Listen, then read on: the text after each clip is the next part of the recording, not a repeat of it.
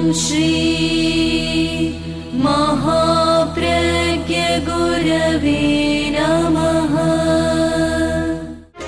जिसके सांसों में रहता है शाश्वत शांति का स्पंदन, उस महाप्रज्ञ को वंदन, उस महाप्रज्ञ को वंदन।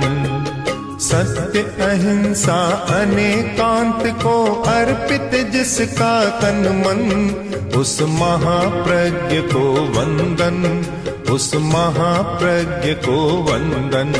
जिसके सांसों में रहता है शाश्वत शांति का स्पंदन, उस महाप्रज्ञ को वंदन, उस महाप्रज्ञ को वंदन।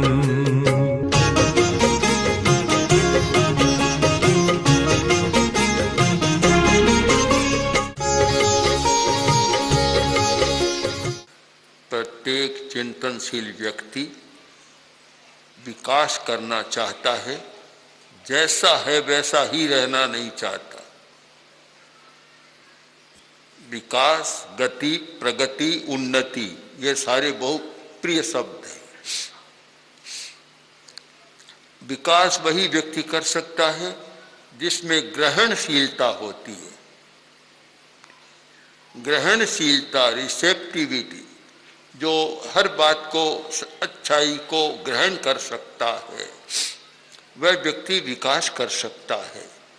जो रूढ़ होता है, बस मुझे अब जानने की जरूरत नहीं है, मुझे तुम सलाह मत दो, मुझे किसी की सलाह की जरूरत नहीं है।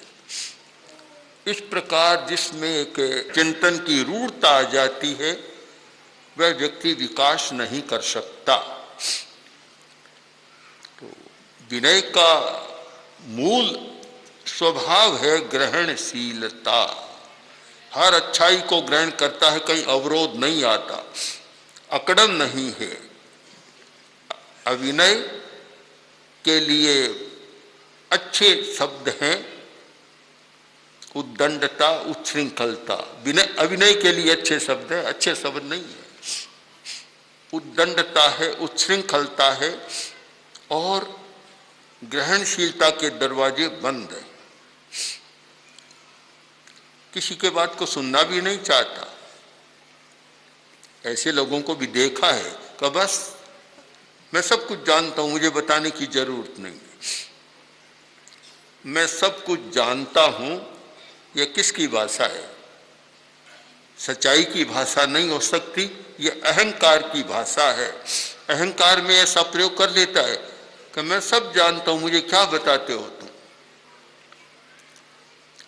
ये एक उद्दंडता या स्तब्धता है।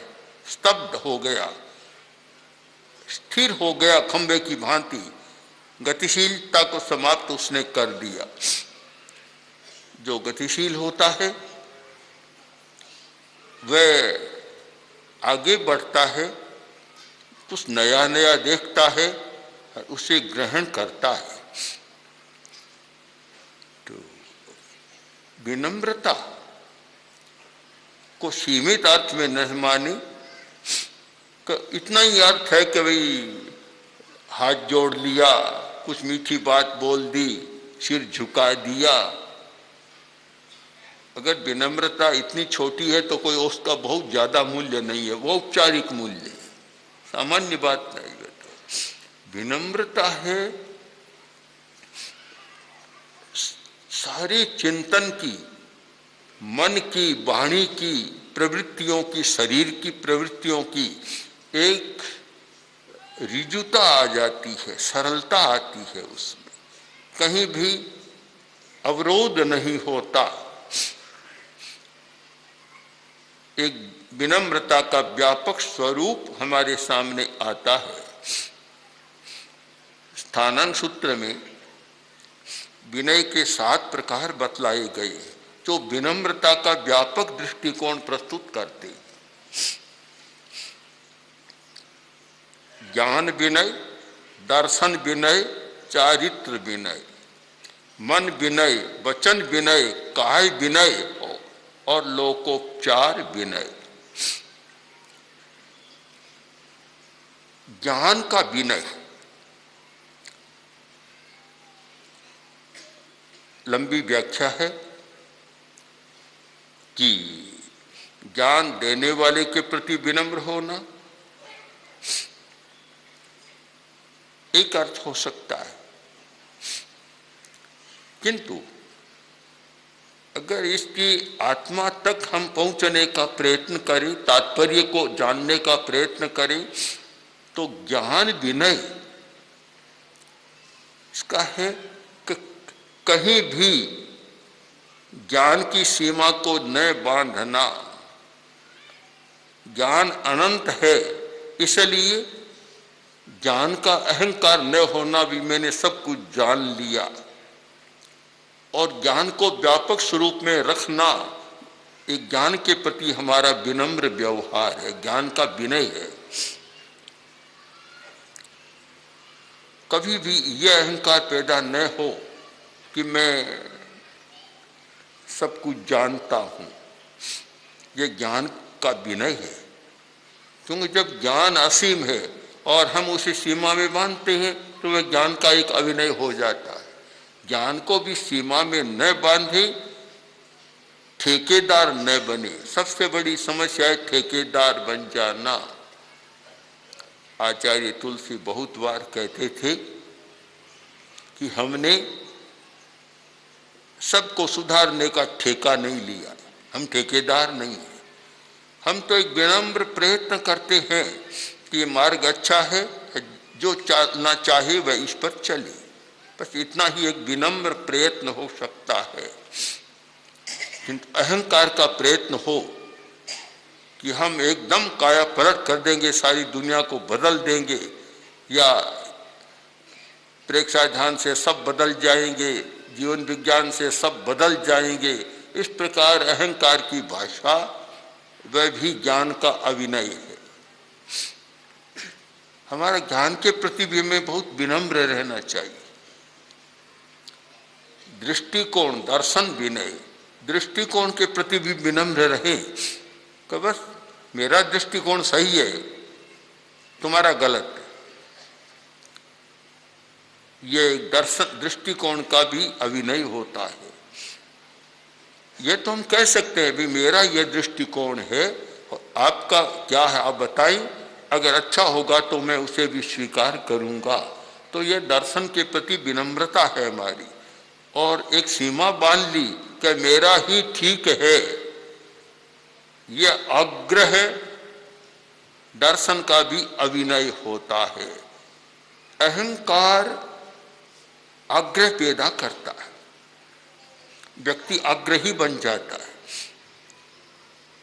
आग्रह ज्ञान के कारण नहीं बनता, दृष्टिकोण के कारण नहीं बनता, अहंकार के कारण बनता है।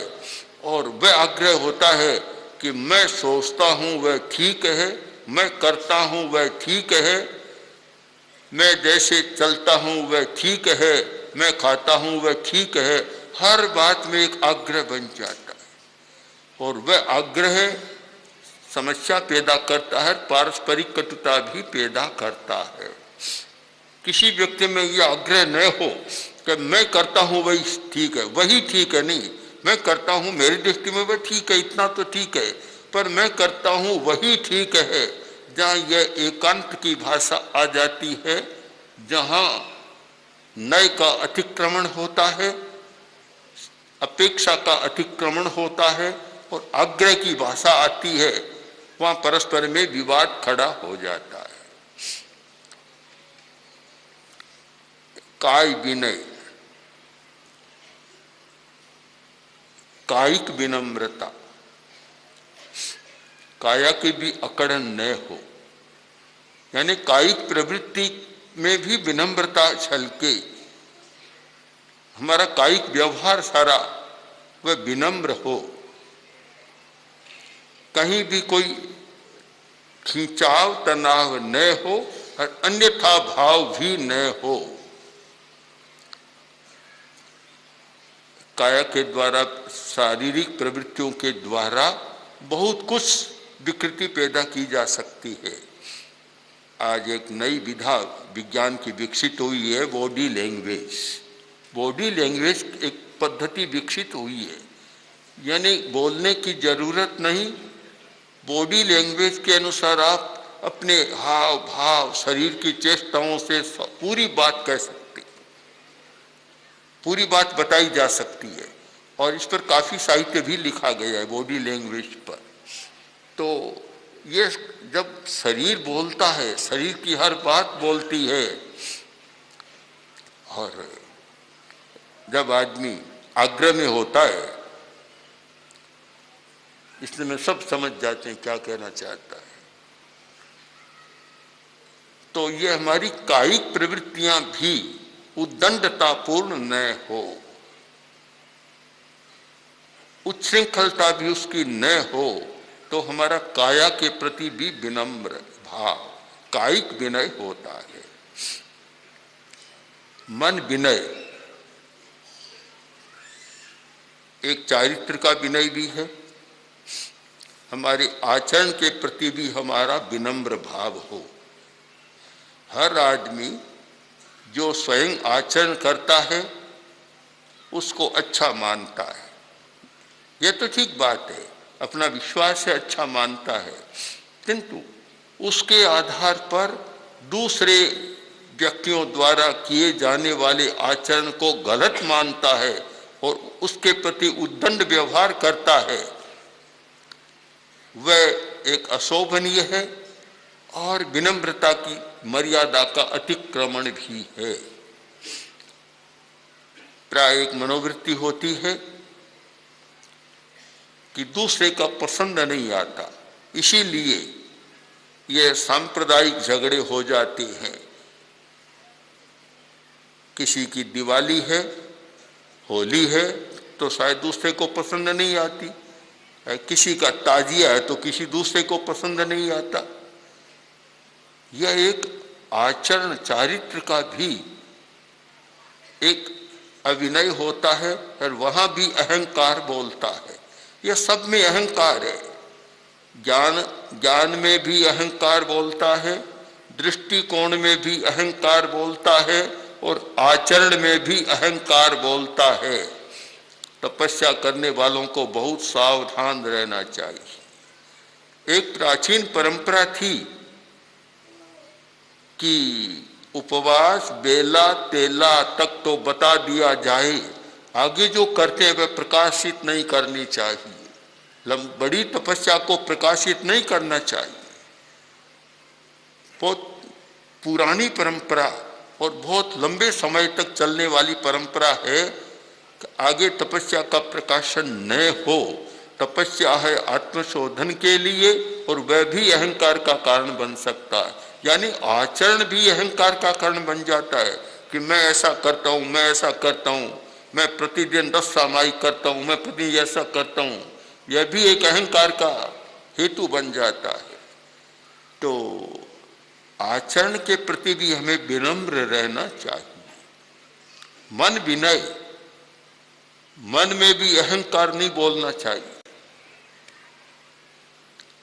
चिंतन में अहंकार न हो, मेरा चिंतन कितना विशिष्ट है कि मैं सोचता हूं वह ठीक निकलता है, यह भी एक उद्दंडता हो गई। कभी ठीक निकलता है और कभी गलत भी निकल जाता है। सबका चिंतन सही नहीं होता। यह किसी को घमंड भी नहीं होना चाहिए कि मैं सोचता हूं वह बिल्कुल ठीक होता है, और कभी कभी ऐसा गलत भी होता है कि वह अनर्थ पैदा कर देता है। इसीलिए जो यह सामुदायिकता रखी गई कि अकेले व्यक्ति के चिंतन पर नहीं, 5 लोग 10 लोग बैठकर सामूहिक चिंतन करें तो फिर कुछ समाधान अच्छा हो सकता है। अहंकार न हो। वचन विनय, वचन का विनय में भी अहंकार होता है। मन और वचन दोनों जुड़े हुए हैं और अहंकार हो जाता है। जब मरीचि को पता चला कि मैं तीर्थंकर बनूंगा, उस समय मन में भी अहंकार और वाणी में भी अहंकार बोल उठा कि तीर्थंकरो मम पितामह। मेरे दादा तीर्थंकर है, चक्रवर्ती पितामह में है, मेरे पिता चक्रवर्ती है, वासुदेवो भविष्यामि, मैं फिर वासुदेव भी बनूंगा और तीर्थंकर भी बनूंगा। इस बात को लेकर ऐसा उछला कि उसने अपनी तपस्या को भी नीचा कर दिया। मन में भी अहंकार और वाणी में भी अहंकार कि मैं तीर्थंकर बनूंगा, चक्रवर्ती वासुदेव बनूंगा, यह बनूंगा सारा। तो यह मन विनय का है कि चिंतन में भी अहंकार न हो, स्मृति का भी अहंकार न हो। मेरी स्मृति इतनी अच्छी है कि मैं एक बार याद कर लेता हूं, जीवन भर नहीं भूलता, वह भी अहंकार बन गया। कल्पना में भी अहंकार कि मेरी कल्पना में जो कल्पना करता हूं बिल्कुल फिट बैठती है और भविष्य में ठीक उसका परिणाम आता है। अच्छी बात है, अच्छा चिंतन, अच्छी स्मृति और अच्छी कल्पना, किंतु उसके साथ अहंकार का गंदा पानी न मिले, नहीं तो सबको गंदला बना देता है। एक तपस्वी बहुत बड़ी तपस्या करता था, बात तो पौराणिक है पर हमें तो सार लेना है। एक बार नारद जी आए तो उसने कहा, कहाँ जा रहे हो? तो आज तो ब्रह्मा के पास जा रहा हूं। अच्छा है, तो मेरे बारे में पूछ लेना कि मुझे बैकुंठ कब मिलने वाला, इतना तप रहा हूं, बैकुंठ कब मिलने वाला है। नारद जी वापस आए और उसने पूछा कि मेरे बारे में पूछ लिया क्या? उत्तर क्या दिया ब्रह्मा जी ने? कि उत्तर यह दिया कि तुम्हारे लिए बैकुंठ का दरवाजा बंद। अरे इतनी तपस्या करने वाला और फिर मेरे लिए बैकुंठ का दरवाजा बंद, एकदम घबरा गया। कारण क्या? कि कारण यह बतलाया कि तू तपस्या तो करता है पर अहंकार बहुत करता है। उसने कहा यह बड़ी सच्ची बात है, मैं तब का भी अहंकार करता हूं कि मैं कितना बड़ा तपस्वी, मेरे जितना कोई दूसरा तपस्वी नहीं है, तब का भी अहंकार करता हूं। बहुत अच्छा किया नारद जी, आज आपने सच्चाई बतला दी, मुझे मेरे अहंकार का भान हो गया और अब मैं अहंकार नहीं करूंगा।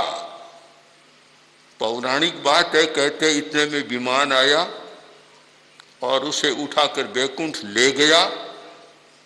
तो नारद जी खफा हो गए, पहुंचे ब्रह्मा के पास, तो आपने मुझे झूठी बात क्यों बतलाई?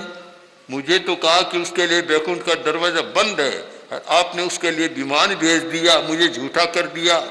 जब ब्रह्मा जी बोले झूठा नहीं, पहले वह अहंकारी था और अब उसे अपने अहंकार का भान हो गया, और जिसको अपने अहंकार का भान होता उसके लिए बैकुंठ का दरवाजा खुल जाता। बड़ी कठिनाई, हमें भान भी नहीं होता, अहंकार भी करते चले जाते, ये भान भी नहीं होता कि मेरा अहंकार है, उसको भी अच्छा मान लेते, स्वाभाविक मान लेते। तो इस पौराणिक बात से भी हम एक मर्म तक पहुंचने का प्रयत्न करें कि हमें यह भान होना चाहिए कि मेरे मन में भी अहंकार है, मेरी वाणी में भी अहंकार है, मैं अहंकार की बात बोल देता हूँ, वाणी बोल देता हूँ, और मेरी कायिक चेष्टा में भी अहंकार है। ये जिसको भान हो जाए वह व्यक्ति विनम्रता के दरवाजे तक पहुंच सकता है। बैकुंठ के दरवाजे तक कोई पहुंचे या न पहुंचे, किंतु विनम्रता के दरवाजे तक पहुंच सकता है, और विनम्रता के दरवाजे तक जो पहुंचता है उसका सारा व्यवहार प्रिय हो जाता है। अहंकार किसी को प्रिय नहीं होता। एक व्यक्ति अहंकार की भाषा बोलता है, दूसरे या तो मजाक करते हैं, हंसी उड़ाते हैं, या आक्रोश में आ जाते, कभी कभी गाली देने भी लग जाते। प्रियता नहीं है। अहंकार किसी को अच्छा नहीं लगता। समानता सबको अच्छा भाव देती है। जहाँ समानता है वहाँ सबको अच्छा लगता है।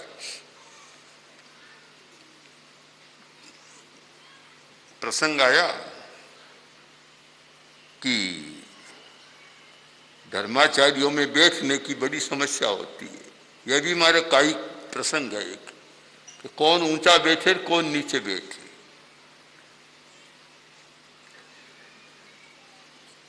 जैनेन्द्र जी एक बार समस्या लेकर गुरुदेव के पास आए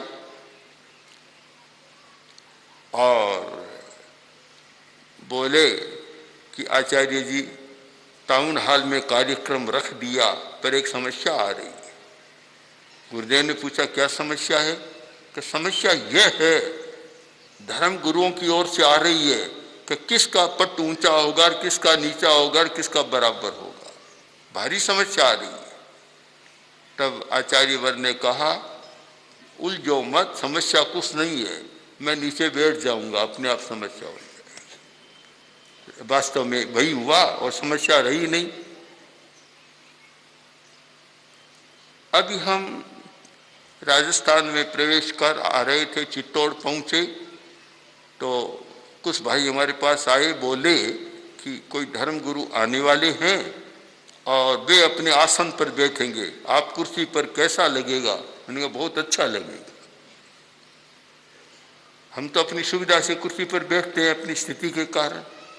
कोई ऊंचा बैठे कैसे ही बैठे, हमें उसमें आपत्ति नहीं है, कोई आपत्ति नहीं होनी चाहिए। अपनी अपनी सुविधा और अपनी अपनी व्यवस्थाएं मर्यादाएं होती है। तो हमारा एक विनम्र व्यवहार, कायिक व्यवहार भी विनम्र होना चाहिए। उसमें भी अहंकार न हो तो सब मिल जाती। अहंकार तोड़ता है, ज्यादा तोड़ने वाला अहंकार है, जोड़ता नहीं है। विनम्रता जोड़ती है। चार व्यक्ति साथ रहते हैं और एक का अहंकार है तो वह अलगाव कर देगा, हर बात में अलगाव, परस्पर जुड़ेंगे नहीं। और अगर विनम्र व्यवहार है तो सब साथ में जुड़ जाएंगे। तो हमारी विनम्रता जो व्यक्त होती है उसके क्षेत्र बड़े सुंदर बतलाए। एक अच्छा वर्गीकरण है कि हमारे मन में भी विनम्रता है, वाणी में भी विनम्रता और काया में भी, कायिक चेष्टाओं में भी विनम्रता। एक विनय को बहुत व्यापक आकाश मिल गया कि केवल हाथ जोड़ना, सिर झुकाना, इतना ही मात्र विनय नहीं है। और विनय का एक अर्थ भी है, विनयनम अपनयनम।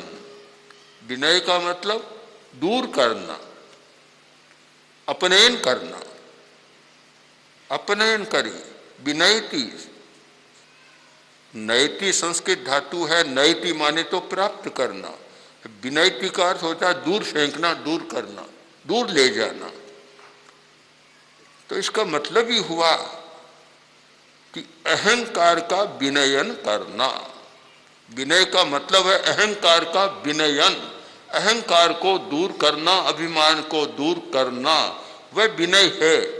और इतनी व्यापक इसकी जो शाब्दिक व्युत्पत्ति है तो इसका अर्थ भी उसके आधार पर व्यापक बन गया कि कोई भी क्षेत्र, कोई भी प्रवृत्ति जहाँ लगे कि इसमें अहंकार आ रहा है, उसे दूर कर दो और वह विनम्रता तुम्हारे लिए वरदान बन जाएगी।